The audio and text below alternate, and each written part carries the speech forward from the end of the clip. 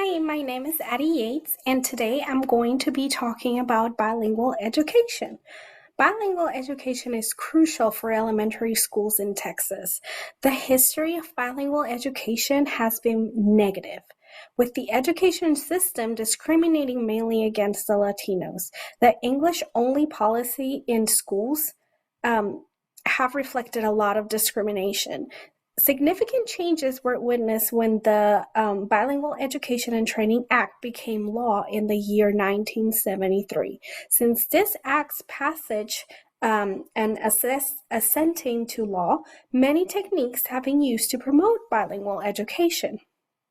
And this bilingual education in elementary schools can be promoted by teaching grammar and vocabulary through Marzano's 6-step process and dual language vocabulary development. The scaffolding method is also applicable and entails the scaffolding talks and the try it out model. There's the preview, view, review strategy that it's highly recommended in bilingual education. All of these things I'm going to be talking about in order to implement the right or the best setting for bilingual education.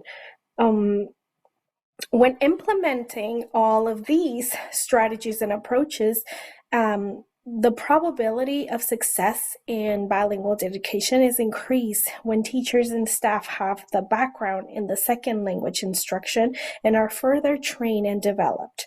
All around feedback should also be implemented by a student and a teacher from the supervisor. Within my investigation, I also find out that there's a Chinese English bilingual education program that has been very beneficial, and the outcome of both sets of students has been really favorable. Outside USA, bilingual education has been implemented in other places, other countries such as Cambodia, leading to better student performance. Bilingual education is not foolproof, with notable negative effects being delays in language fluency, mixing language during reading and writing, and negative educational performance. So the objective of this research is to show what good strategies could be implemented in bilingual education and promoting those good strategies so that we can have a successful bilingual program. So some of the things that I'm going to be talking about is a little bit of the background, the dual language environment, and some of the percentages of what it looks like in a regular day, strategies that incorporate translanguaging, which is a big word, cross-linguistic strategies toolkit, and then I'm going to give you sample lessons of what I'm talking about so that you can understand it a little bit more, and a little bit of the word study and grammar that also my research has shown to prove that it's very beneficial. So, background and bilingual models.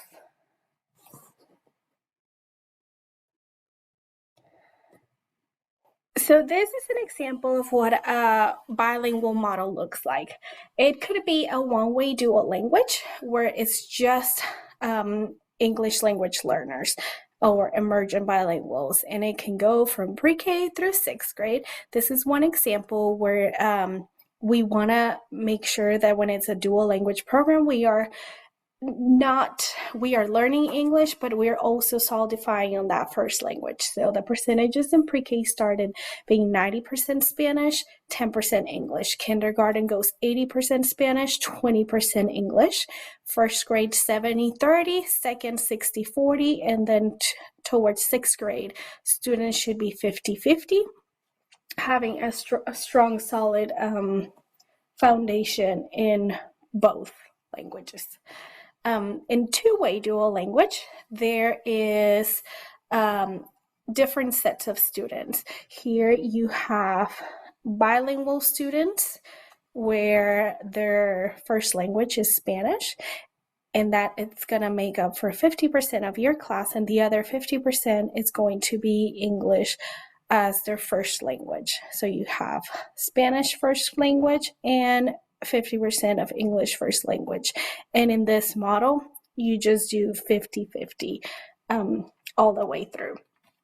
The reason I'm telling you about these models is to tell you that the best practices that I'm about to talk about doesn't just work with bilingual students. Best practices also work for other students learning a second language. So it can be either Chinese, something different than Spanish. Your ESL students could also benefit from these strategies. So right here, it's a description, a breakdown of what those minutes look like. So I put together the content area and the description. So we have reading language arts, and we have word study, read aloud, share reading, independent reading, some grammar incorporating there, writing, math, science, and your social studies. Everything coded in green is for Spanish. Anything that you see highlighted in blue, it's for English. All of these, it doesn't matter if you're doing English or you're doing Spanish. Your strategies could apply to either or, and your cross-linguistic connections could be either or. This purple highlighted just means that students get the choice to either write in English or read in English or in Spanish. They get to pick.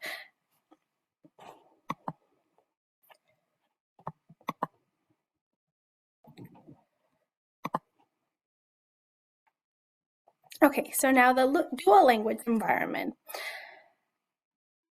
According to one of the authors in one of the articles that I read, she's English Dina, scaffolding is one of the strategies that should be used for teaching a second language, especially for students at a kindergarten level. Scaffolding refers to the scenario where the teachers modify their language level to match the student's language level. The rationale behind scaffolding is that students learn better when the teachers adjust their instruction to the level of students.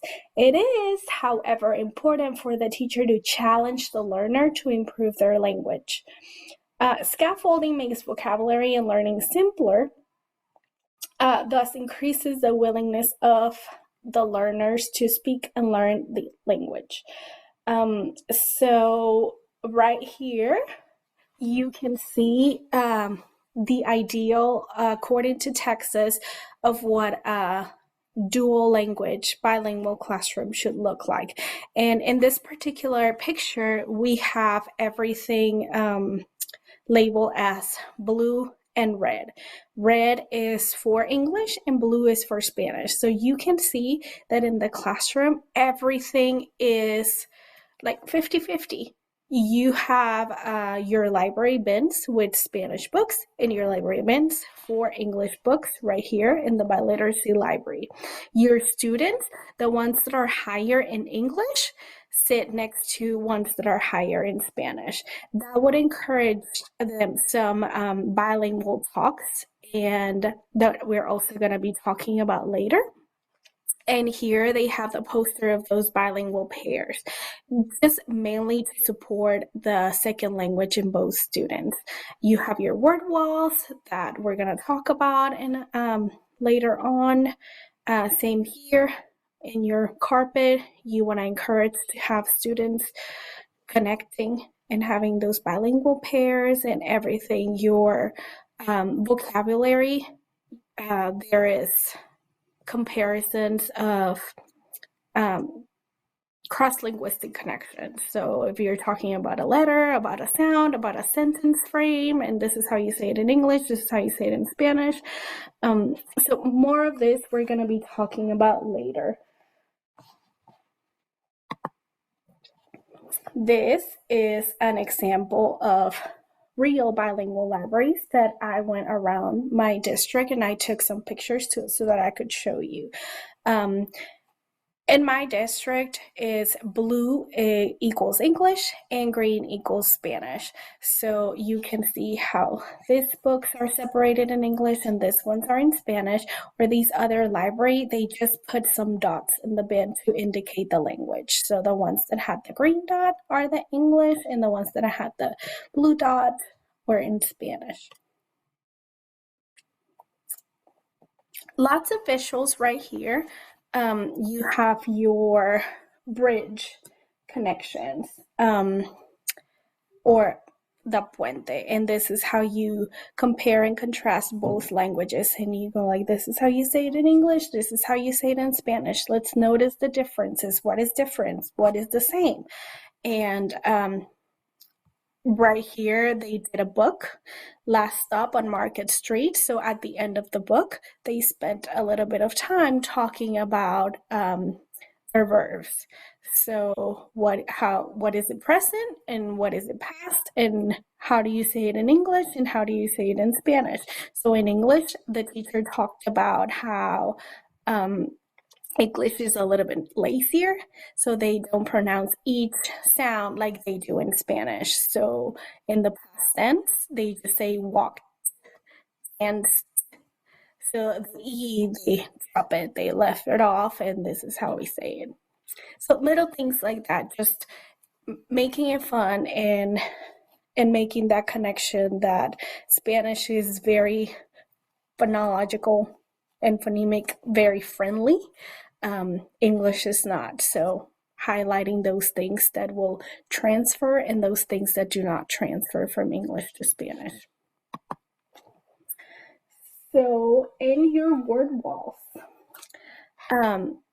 you want to emphasize, like I was saying, those things that are hard.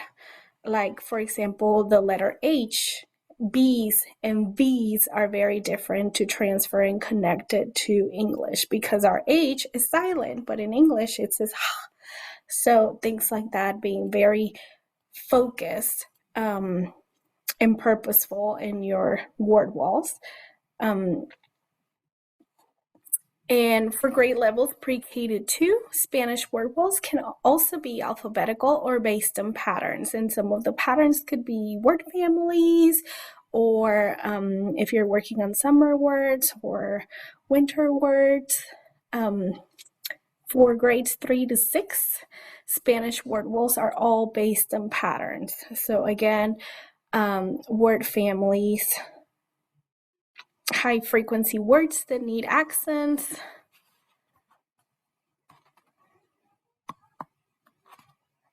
and once again, your word walls should be in both languages.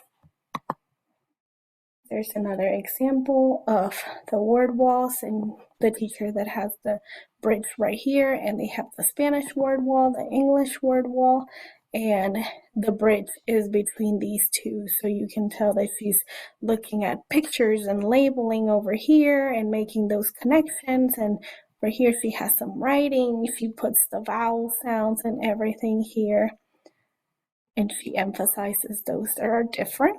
And there's a closer look to the bridge again.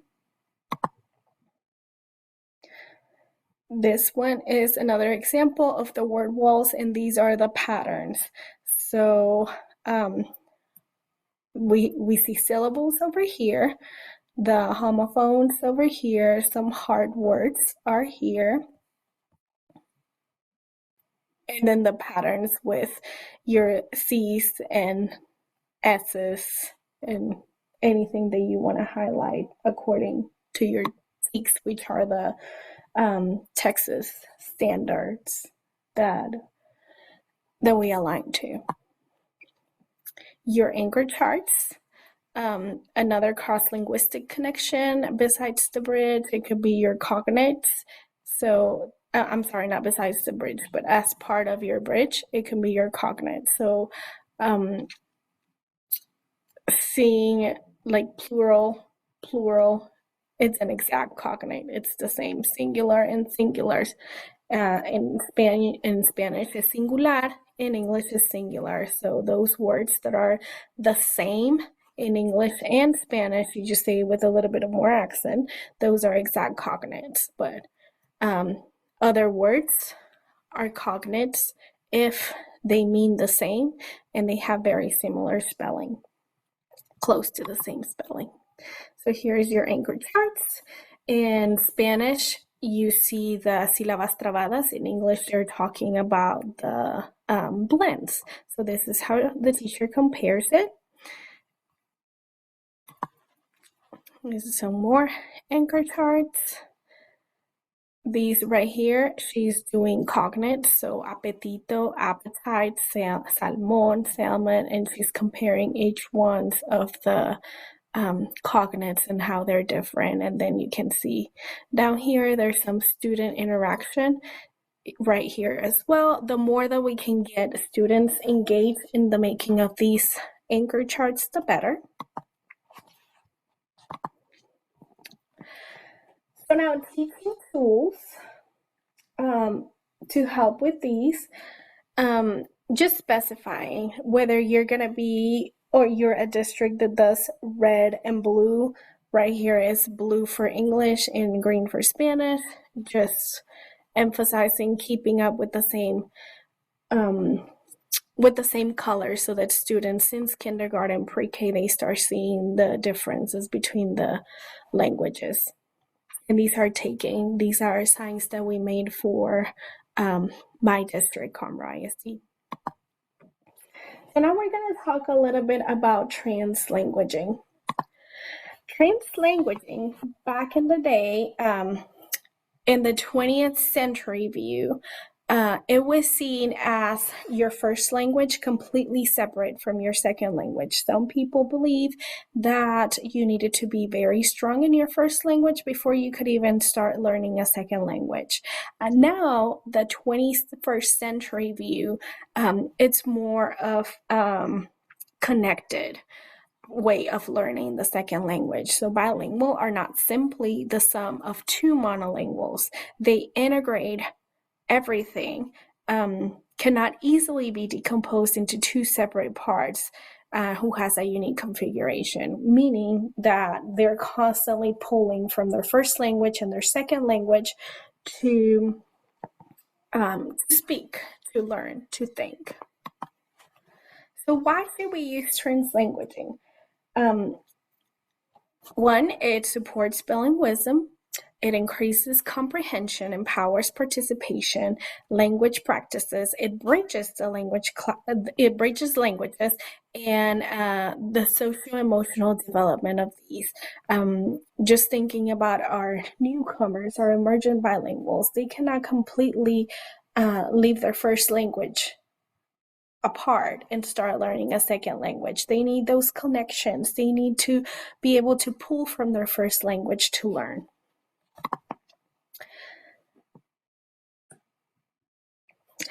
So teaching for biliteracy. In here, students engage in the dynamic process of learning two or more languages, constantly making connections between the language. This is called bridging, and I showed you some examples of what that looks like. The bridge happens at the end of a unit or a concept, and students, with teacher support, create an artifact. It could be an anchor chart. Anchor charts are the ones that I showed you, and this is where cross-linguistic connections are made and documented. The two purposes for the bridge are to help students transfer academic language learning one language to the other language, and to engage students in a contrastive analysis of their language by focusing on how Spanish and English are similar and different. The bridge goes in the direction of both program languages and happens at the end of unit of instruction in all content areas. Ideally, it's awesome to do it in all content areas, but of course, if this is something new for teachers, we can start small by integrating it in one thing. Like the example that I showed earlier was a book, so just one read aloud. So this is an example of how we compare those English and Spanish, I would say, TEKS word studies. So we have an example of sounds, how hearing has the sound, and humedad is the same letter but is silent. And you can compare the symbols. Right here, an exclamation mark in English is just used at the end of a sentence, but in Spanish we need one at the beginning and one at the end. This is an example of grammar structure, vocabulary word parts, which are the cognates. It's important also to clarify which ones are the false cognate. We have embarrassed and embarazada. Well, embarrassed is not the same as embarazada. Embarazada actually means pregnant. So it is not a cognate because we need to remember that it has to have the same meaning. And then again, this is another one of grammar. I live in the blue house. In Spanish, we put the adjective before the noun. So these just sounds like a lot of things for bilingual teachers to do. So how can we support our bilingual teachers to implement the best bilingual program they can so that to get more student involvement in this? So a good idea is to create like a cross-linguistic strategies toolkit where teachers can pull from all these wonderful strategies and of course train them and get appropriate staff development, but having like cheat sheets of all these wonderful instruction activities. So within the bridge and the cross-linguistic connections, we have some strategies called side-by-side comparison, PVR, which is a preview view review, cognates, multilingual text, of course your illustration, graphs, anchor charts, and the así se dice, which means you say it like this. Displaying your language, your first language and your second language alongside each other to always be comparing it and contrasting it. Encourage collaboration using native language. This is the importance of talks, of partner talks, and pairing your students. And asking families to read at home, even if it's in their native language. That also boosts our vocabulary, according to the research. So we talked about the purposes of the bridge. And the bridge, it's not just making that comparison whenever we want. It has to be very purposeful and specific. So teachers should approach cross-linguistic transfer intentionally and strategically. We are not just translating word by word for students. And again, this is a hard concept that it might take a lot of modeling and training for teachers to become comfortable with. A cross-linguistic transfer entails understanding the relationship between concept and skills in two different languages. Analyze sounds, symbols, grammar, vocabulary, language structures between and across languages, and the goal is to provide enough linguistic support to make the content accessible, while still encouraging students to stretch their thinking. Focus on content-specific words and new vocabulary, everything meaningful for our students. So according to Williamson, the one of the authors from one of my articles, the preview view review strategy is then applied in the classroom by the teachers to teach after students have sufficient knowledge of vocabulary and grammar and can express themselves in the second language.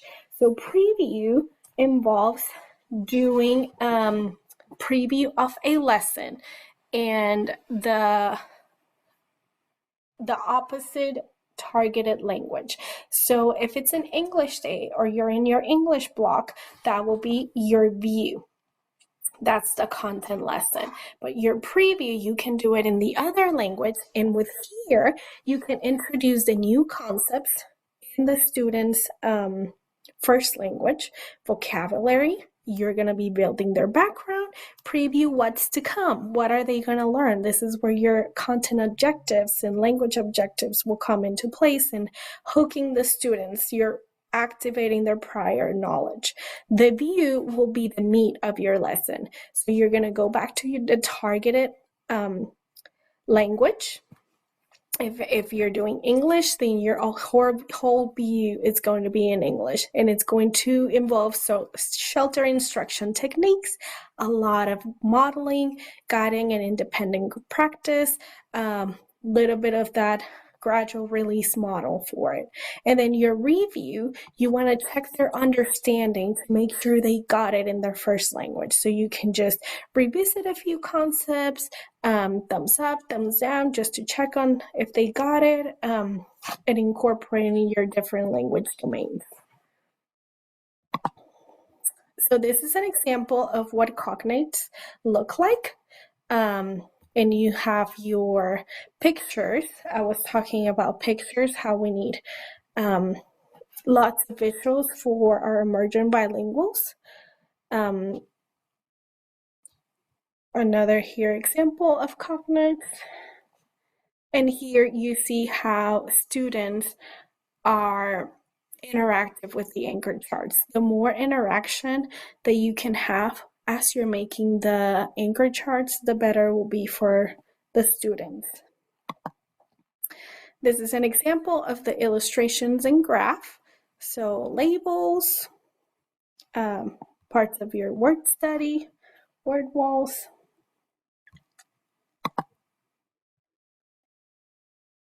And this is an example of the así se dice part of the bridge that I was talking about earlier. This is how you say it. So we say, en español usamos, pero en inglés usamos. So just another way of comparing both languages. In English, we use blank, but in Spanish, we use blank.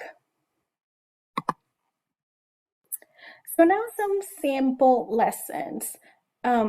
Because again, teachers might see all these wonderful strategies and they don't know how to pull from them or anything. So I'm going to give you a small little taste of some sample lessons. So using bilingual books, of course, reminding students about what they have already learned.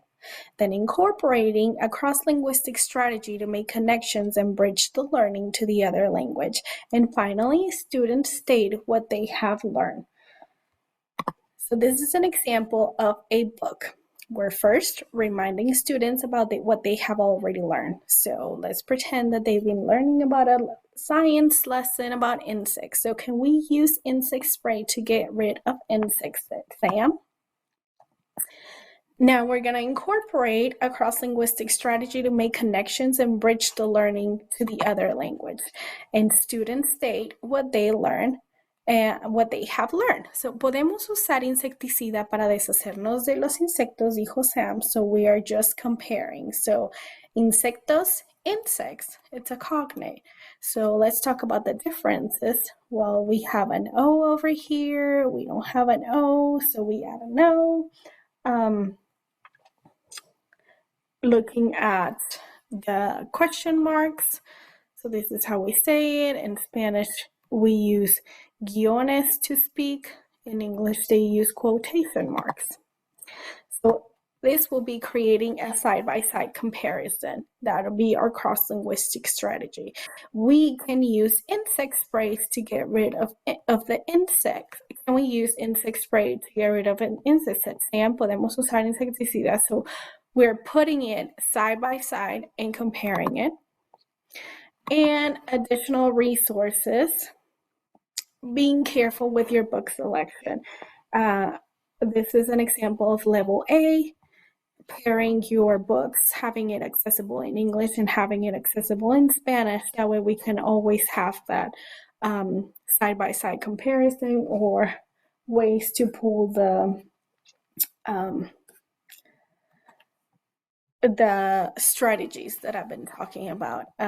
Okapi is a digital library. You can have these books also printed, but Okapi is a good vendor that does a really good job pairing the text and titles in both English and Spanish. So now for word study. Another researcher, Vesuglova, talked about the importance of word study in teaching students grammar in their appropriate level. She states that teaching grammar and vocabulary is of utmost necessity in bilingual education because it provides the learner, students, with the necessary structure to successfully organize their message, thoughts, and ideas without which the students will not fully express themselves. I just quoted Ms. Vara. So, um, within my district, I use the Fontes and Pinel continuum, and I divided each one of these on the reading level and the things that they can work on. If you click and want any level, it'll tell you some ideas and what resources to pull from. So if I'm working with word structure in this particular book, I'm going to be working on taking apart and making words with 4 syllables. So this is the book example. It's in Spanish, and I'm going to talk about the word chocolate, and I'm going to separate it in syllables. Co, la. The word is chocolate. And let's do it again. This time we're going to do it with Post-its. La.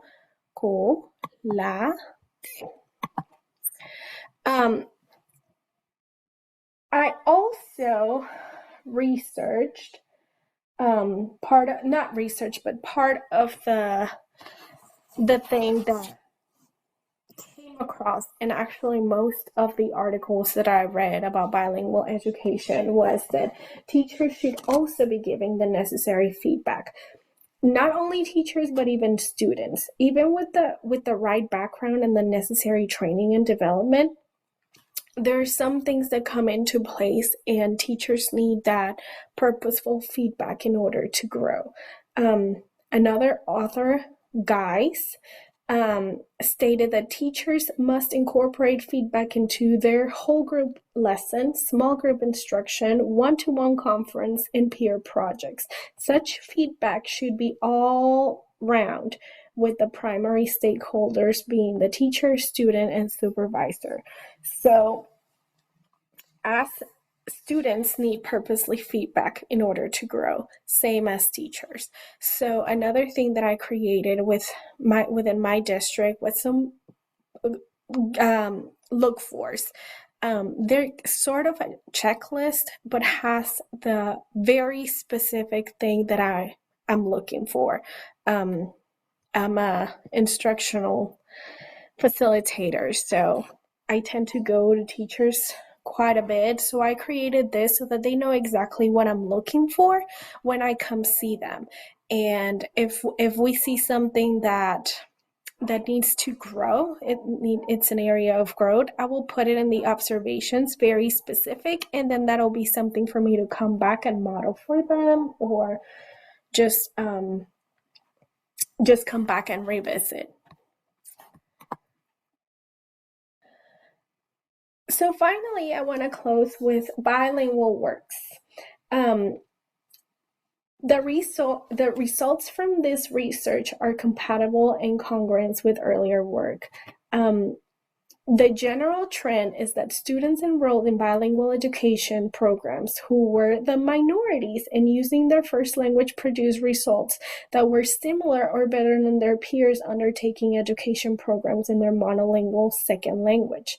Such bilingual education programs have been very successful, implemented in other countries such as Tanzania, South Africa, Somalia, Ethiopia, the Philippines, Guinea, Guatemala, Madagascar, and Cameroon. Chinese English bilingual education program was studied by a researcher named Wei in 2018, and this was aimed at defining the parameters of an effective and thriving bilingual education program. Specific focus was given to Chinese English education program. And the program was in the 7th largest USA school district. One of the outcomes of this research was that when second language is learned during early childhood, the student's language proficiency develops at a faster than normal pace. So this is just to tell you that students had to pull from both languages, and they were successful. It has worked in many countries, but once again, the instructional strategies were in place, the support was there, the teacher feedback, teacher preparation was there. So it's only as good as we work on the implementation